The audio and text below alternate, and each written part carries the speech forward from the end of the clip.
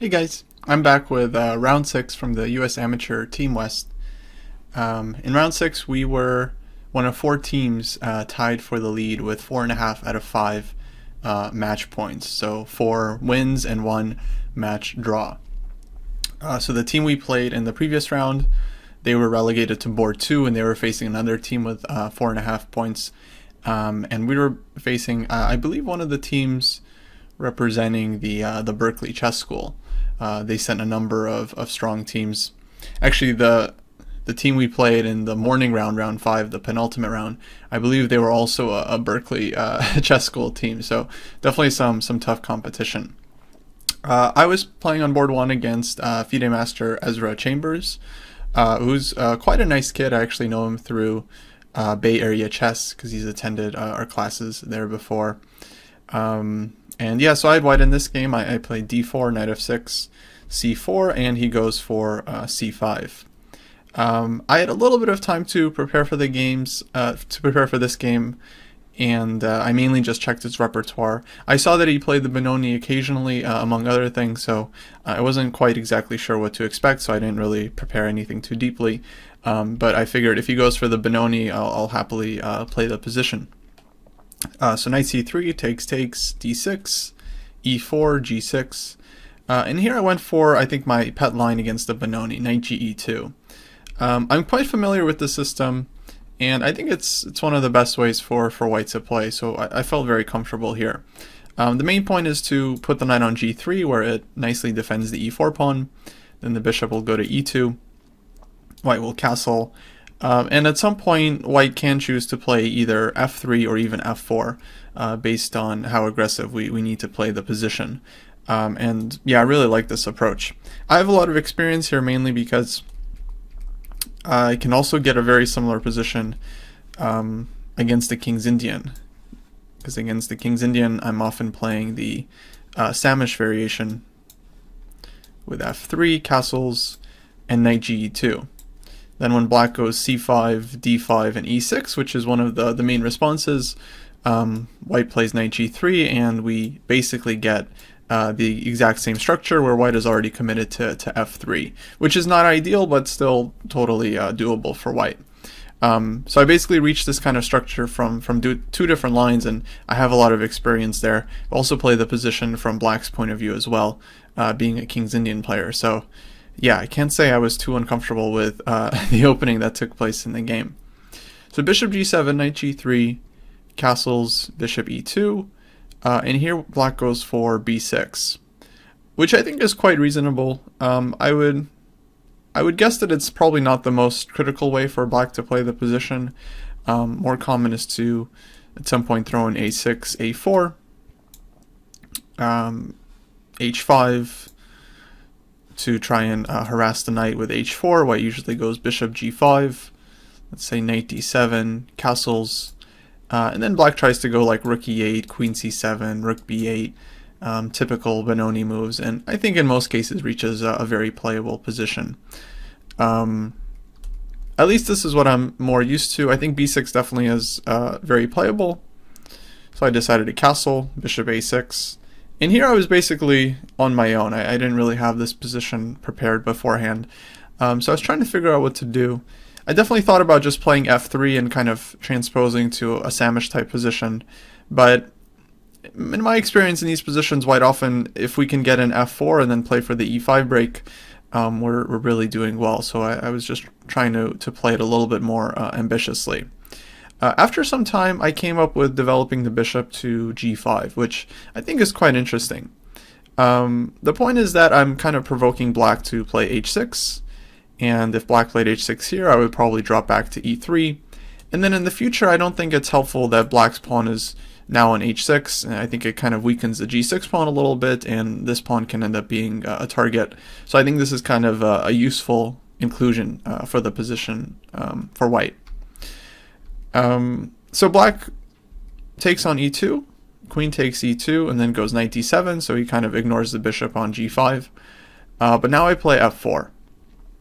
And I don't remember where exactly I kind of learned this idea. I feel like I was just studying a bunch of games in these types of positions, and or maybe even from black's point of view. But somewhere I saw that this could be quite a dangerous setup to play bishop g5 connected with f4. It feels a little bit strange because it feels like the bishop might get harassed with h6, which is actually what happened in the game. But after h6, bishop h4, I think the bishop stays active, and black doesn't have such a concrete way to take advantage of the fact that white's bishop is kind of short on squares. But the bishop is putting some good pressure. Now black has to always consider the possibility of bishop takes f6, as well as a constant e4, e5 break.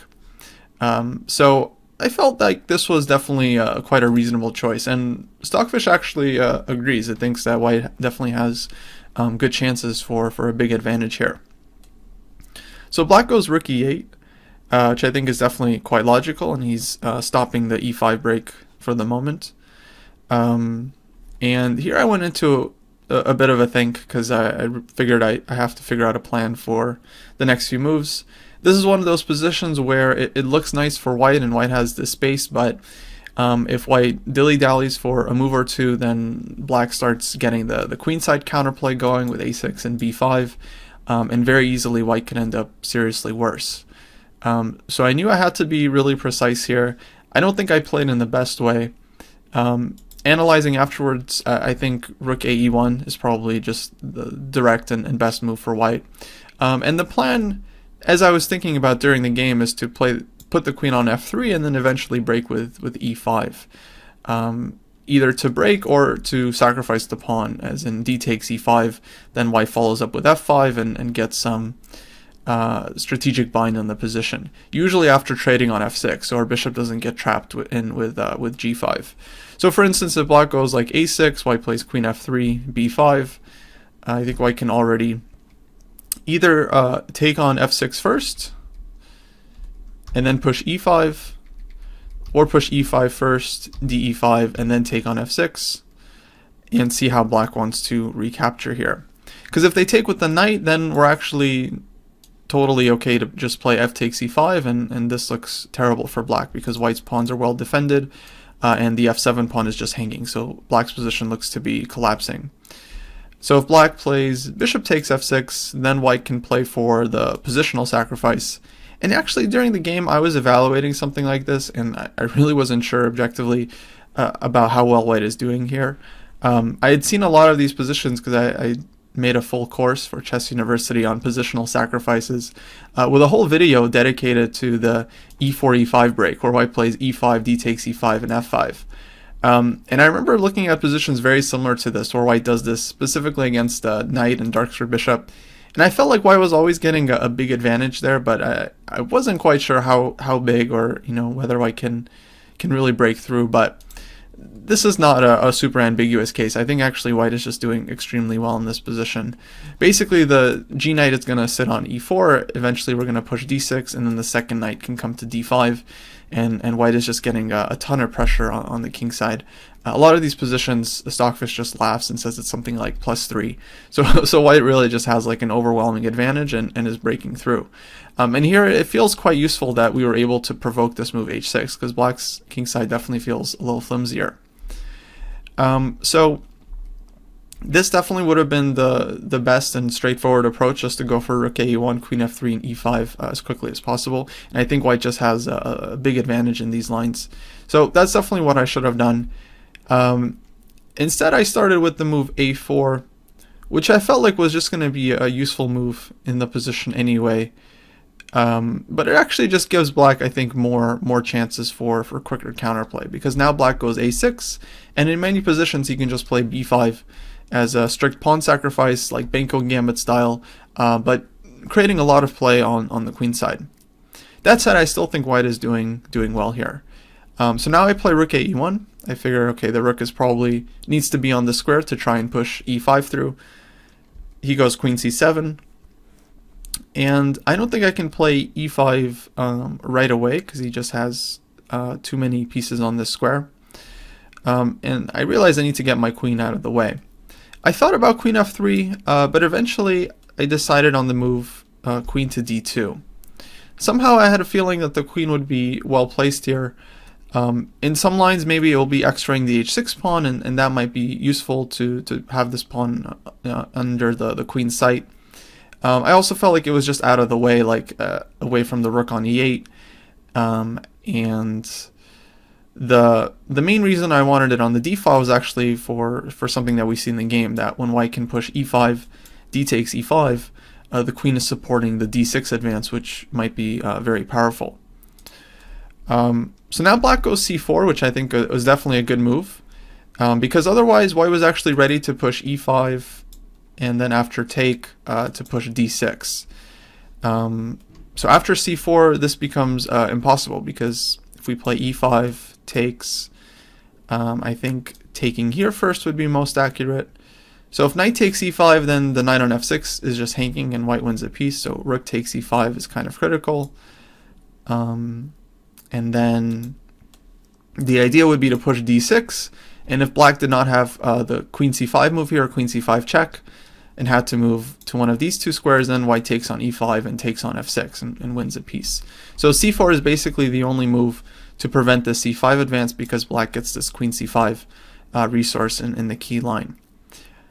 So after some thought, I decided to play king h1, which is typically a useful move for white in this kind of position, getting out of queen c5 check, and actually putting black in a somewhat uncomfortable spot. Because if he goes knight c5, which is typically the idea behind pushing c4 in the first place, he's not really threatening anything with knight b3 here. I think this will just be a one-move attack.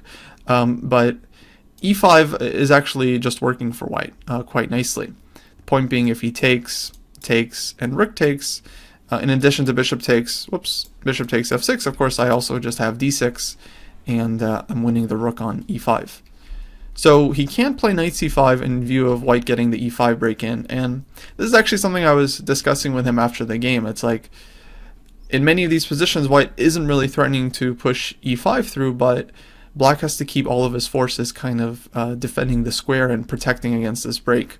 And so as soon as he moves something or misplaces something, white might be able to break with e5, and under very good circumstances. Although if we just gave white the move right now, I'm not sure if we're threatening e5 just yet. Actually, I think we will be in this position, but not in every position. After analyzing with the engine, I think black's best move is just the immediate b5, just trying to sacrifice this pawn and getting some counterplay. And this is actually quite a good line if white accepts the pawn, like a b, knight takes b5, then black goes queen b6, maybe the knight goes back, rook to b8, and black just has very easy counterplay against the b2 pawn, and with ideas of like knight c5 coming, and the e4 pawn might be a target as well. So yeah, black just gets a ton of compensation here. Instead, after b5, white should probably just go ahead and push e5 anyway, with idea being after take, probably have to take on f6, and then black has to decide how he wants to take back. He should probably take with the knight, and I don't think I have fe5 yet, because if rook e5, d6, he can play queen c5 and keep the rook defended. But white can probably play something like f5, and I think white again gets some decent compensation. I wouldn't say white is like crushing here like in the other line, because here black's setup is a little bit more harmonious with knight on f6, bishop on g7. But I would definitely take white in this position. I like having the positional compensation with just good squares for all my pieces, and a lot of play against black's position, and of course the fact that black's bishop on g7 is going to feel really cooped up. So that objectively would have been black's best chance, but it already shows that black's position is quite difficult, because he really has to find a very precise way to keep the balance. Instead, my opponent played knight h7, which I actually think is almost working. I mean, it's definitely a very decent idea. His point is that now, if my queen moves off of d2, he's going to have this idea to play g5 and entrap the bishop, so this is quite dangerous for white. And his idea is next just to play knight to c5, where e5 will be met with takes, and then g5. Again, trapping the bishop. So he's removing his knight from f6, so I'm not able to bail out with bishop takes f6. And I was thinking for a while here about what to do, and I was actually finding it kind of difficult to find a move here for white, because I couldn't quite make e5 work yet. And then I thought, if I play a move like knight e2, which to me looked very natural, leaving some squares for the bishop and getting ready to transfer the knight to d4 and c6 if possible. The problem with this was simply very concrete. Black can go knight to c5, the e4 pawn is hit, and if I go knight d4, he has to move knight to d3, hitting my rook and hitting the knight on d4. And I'd considered this for a while and actually almost went for this with the intention of playing knight c6 and just sacrificing the exchange and playing the position with the knight on c6 as a kind of positional exchange sacrifice. And I think white has some decent compensation here, but during the game I wasn't too excited about this. I still felt like objectively black is the one who's going to be better here, and yeah, I think Stockfish definitely agrees with that assessment.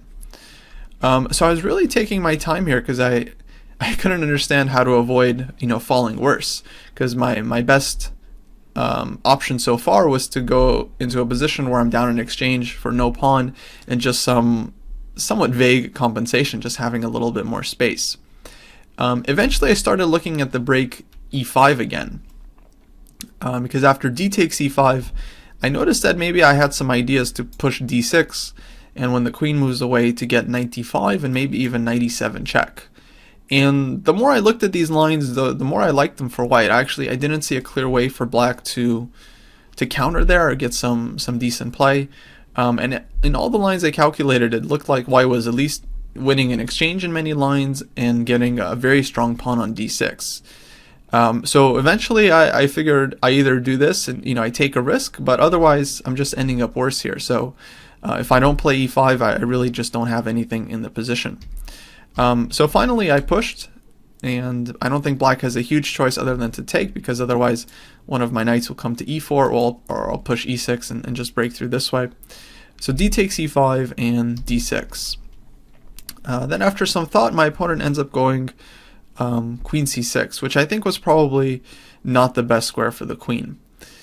So I just follow up with my idea, knight d5, and of course I'm taking advantage of the fact that the d6 pawn can't really be taken because I'll have either knight f6 check or knight e7 check, and I pick up black's queen.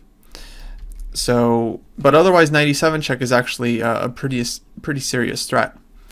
And yeah, amazingly, this ends up just being very strong for white. I mean, maybe not so surprisingly, because all of white's pieces are well placed and on the king side. Somehow just during the game I was feeling very pessimistic, but once I actually started seriously looking at these lines, I figured that actually it was very hard for black to do anything here. Afterwards, the engine said that queen c5 was the way that black should play here, which I kind of discarded during the game because I just thought it gives me a free tempo with knight ge4, so I didn't think this was that serious. But then black can at least play queen d4, and in order to gain an advantage, white would have to find a very nice move, queen c1. Just stepping out of the side, but leaving black's queen on d4 actually in quite some danger, because we want to play bishop f2 next, and the queen is just very close to being trapped.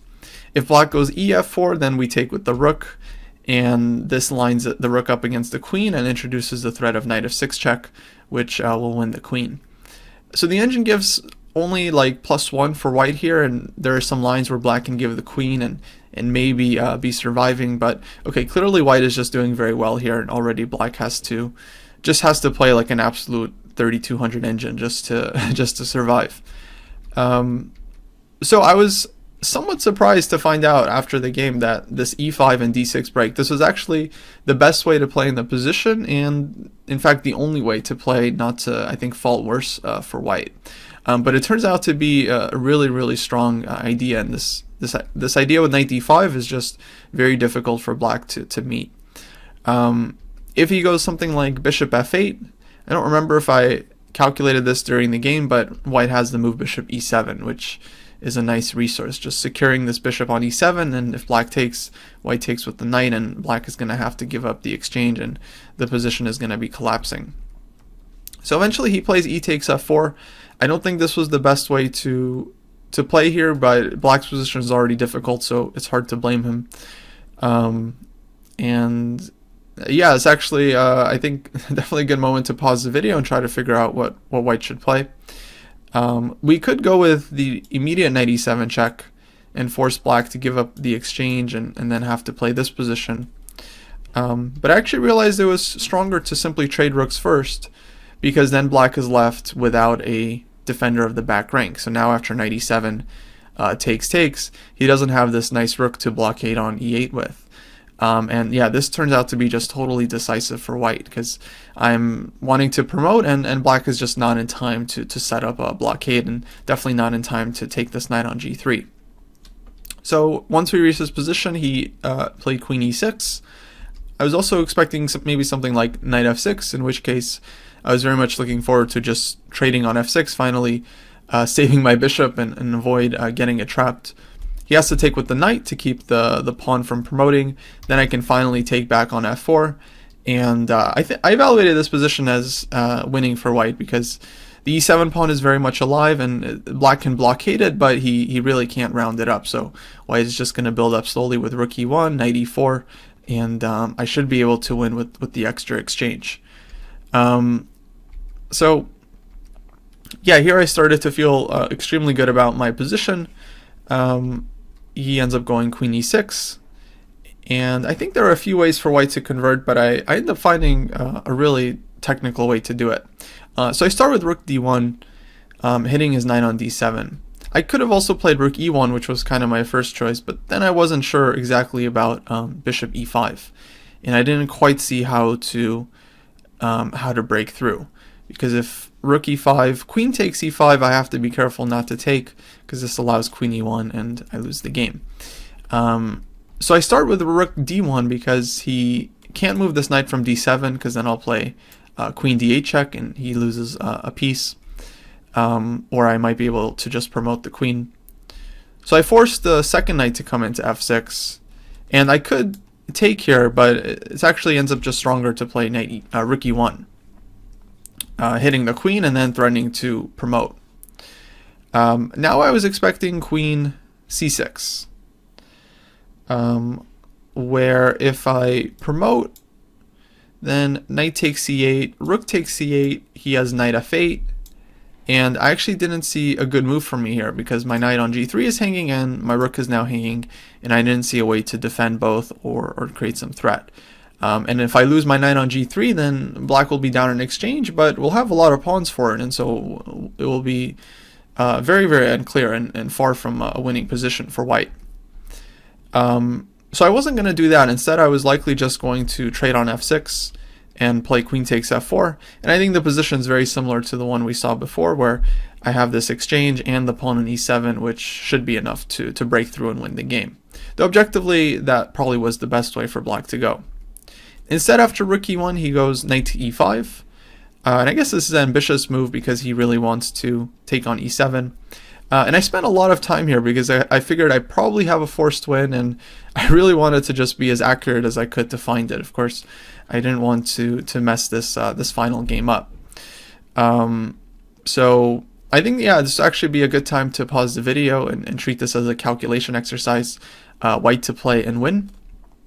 Okay, and I ended up finding the most direct approach. Actually, the tactic is not that complicated, but it took me a while to find the winning line. I think I was thinking in this position and the next one for probably a total of like 20, maybe 15 to 20 minutes before I finally found like the winning tactic, which is a little bit too much because, again, I don't think it was that hard to see, but I was looking at a lot of stuff and I really just wanted to double and triple check that I wasn't miscalculating anything.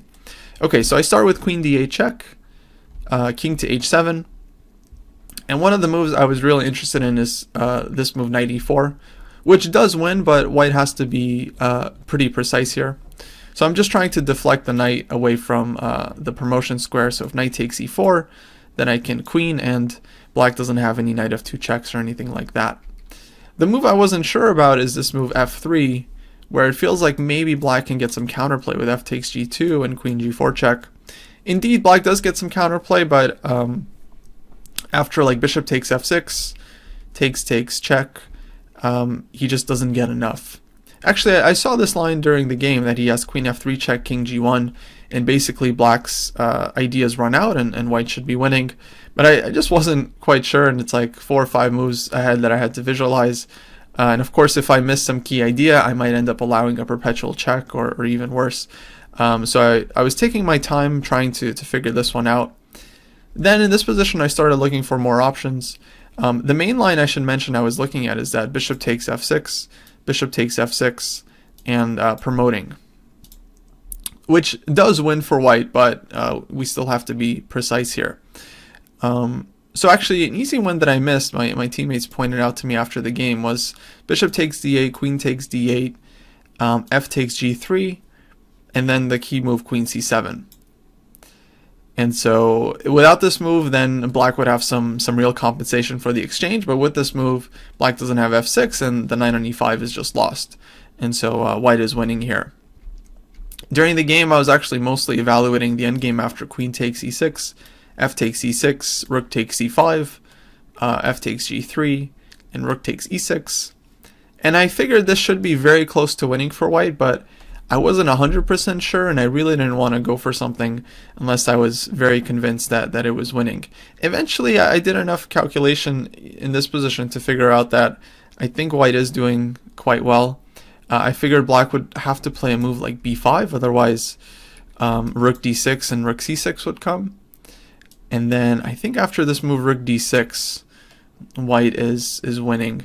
The point being that I'm attacking the bishop has to be very careful about where it goes. If it goes to a5, then I can take on a6 with tempo and then take on b5.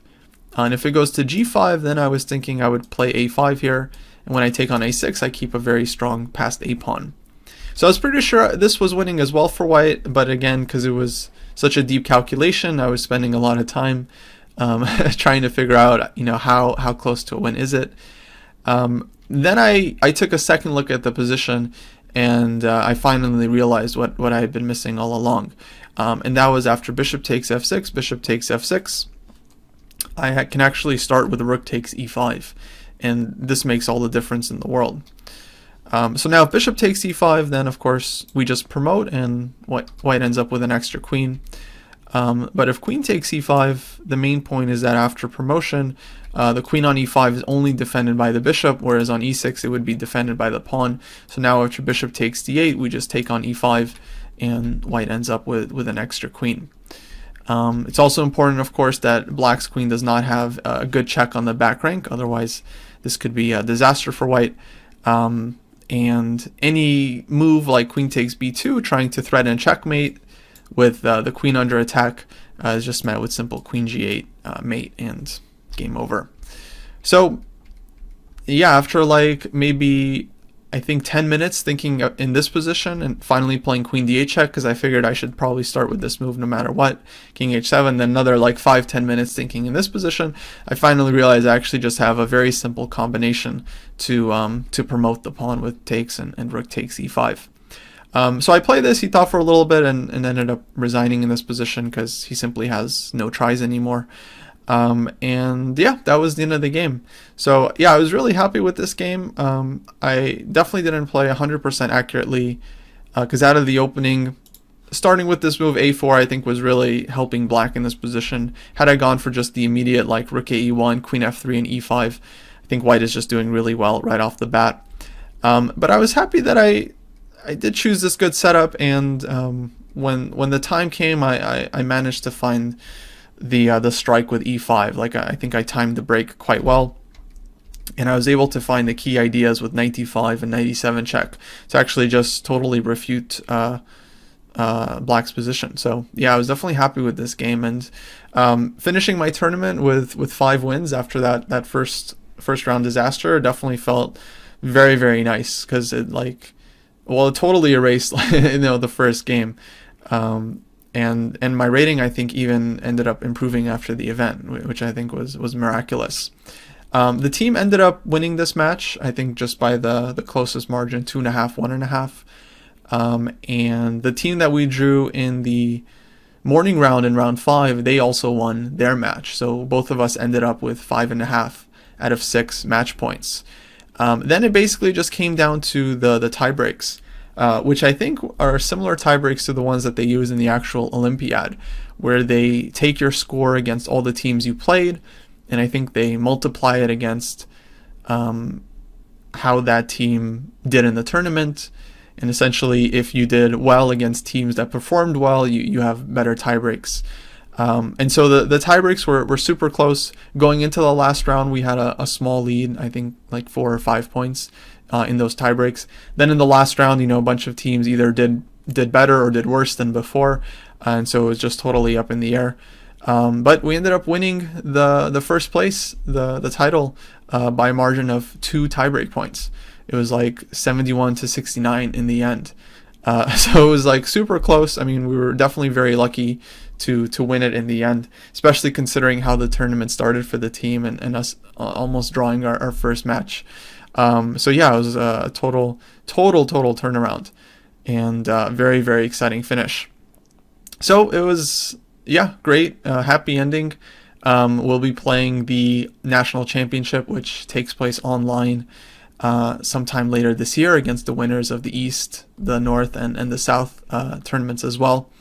This is actually the second time in a row I'm winning the U.S. Amateur Team West.